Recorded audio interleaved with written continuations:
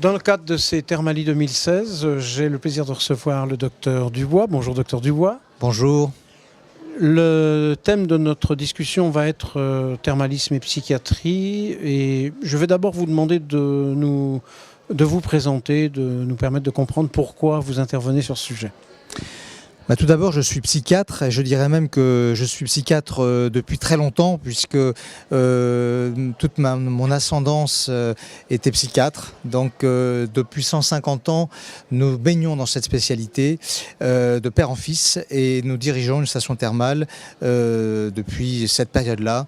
Donc on a vraiment une culture de la psychiatrie. Aujourd'hui, je suis membre de beaucoup bien sûr d'associations de psychiatrie. Je suis donc médecin thermal également dans une station thermale que je dirige à Saujon et j'étais pendant ces deux dernières années, j'étais président de la Société française de médecine thermale qui réunit donc l'ensemble des médecins thermaux et qui réfléchit sur les projets, les programmes, les protocoles de prise en charge des curistes en cure thermale. Une toute petite parenthèse sur ce que vous venez de dire. Beaucoup de gens comme moi ne sont pas très forts en géographie. Alors Saujon, c'est près de Royan, c'est en Charente-Maritime, dans la grande région Aquitaine, au nord de la grande région Aquitaine, donc au nord de Bordeaux, à 100 km au-dessus de Bordeaux. Ah, ça va mieux. Quand on pense le commun des mortels, je vais dire, quand on pense thermalisme, on pense métabolisme, on pense rhumato, phlébo. Psychiatrie, c'est pas la première spécialité qui vient à l'esprit. Est-ce que vous pouvez nous préciser un petit peu les liens qu'il y a entre ces deux items ? Vous voyez, c'est très paradoxal ce que vous me dites, parce que je pense que, en fait, la psychiatrie vient en premier, mais on ne le sait pas. Quand vous allez vous faire un soin en thermalisme, en balnéothérapie, vous allez pour vous détendre. Et qu'est-ce que vous faites quand vous vous détendez ? Vous calmez vos nerfs, vous détendez votre stress, vous réduisez votre angoisse. Et c'est tout à fait spontané. Hippocrate, le grand médecin grec, faisait ça pour ses anxieux.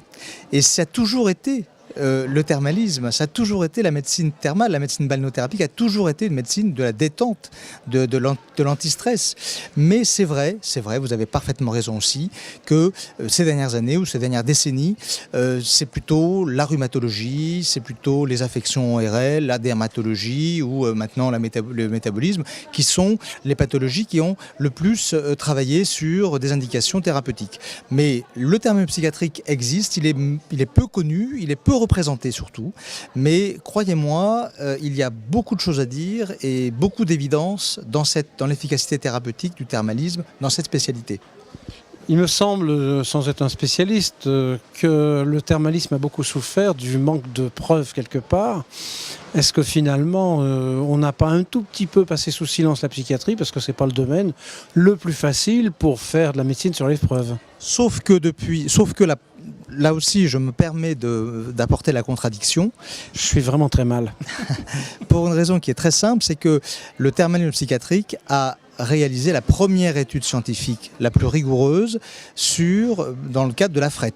Puisque l'étude StopTag est la première étude qui est sortie en 2009-2010. Elle a été publiée en 2010, mais elle est sortie en 2009. Et c'est une étude qui a démontré l'efficacité très spectaculaire, très significative de la cure thermale dans l'anxiété généralisée, donc dans un trouble anxieux invalidant, comparativement à un médicament de référence du trouble anxieux qui est la paroxétine.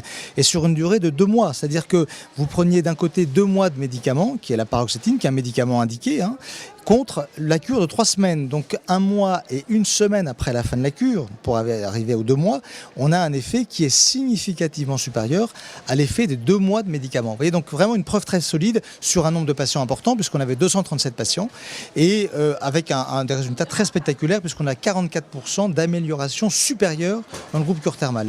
L'effet de la cure était durable sur 6 mois, on avait encore des résultats très très significatifs à 6 mois, pour ceux qui n'avaient pas pris le médicament en relais.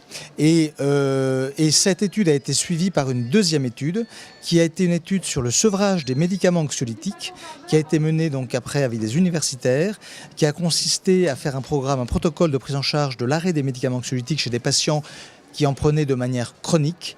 Et on a montré que pour 41% de ces malades chroniquement dépendants des médicaments anxiolytiques, volontaires pour l'arrêt, avec un programme d'éducation thérapeutique et un suivi médical. Pendant une cure thermale, on arrivait pour 41% de ces patients à arrêter leur consommation sur une durée de 6 mois. Et est-ce que finalement, on n'est pas un petit peu dans le faux si pour des raisons de simplification, on fait des compartiments entre la psychiatrie, telle ou telle pathologie. On sait très bien que l'obésité et le rhumatisme ne font pas bon ménage. Finalement, on agit dessus sans le savoir peut-être. Oui, il y a sans doute des liens. Je pense par exemple quand on agit sur la douleur, est-ce que c'est spécifique de la rhumatologie ou de la psychiatrie? C'est vrai, il y a des composantes neurologiques communes, centrales, communes à diverses spécialités. C'est certainement vrai. Donc la thermalisme, c'est une médecine globale qui agit sur l'organisme.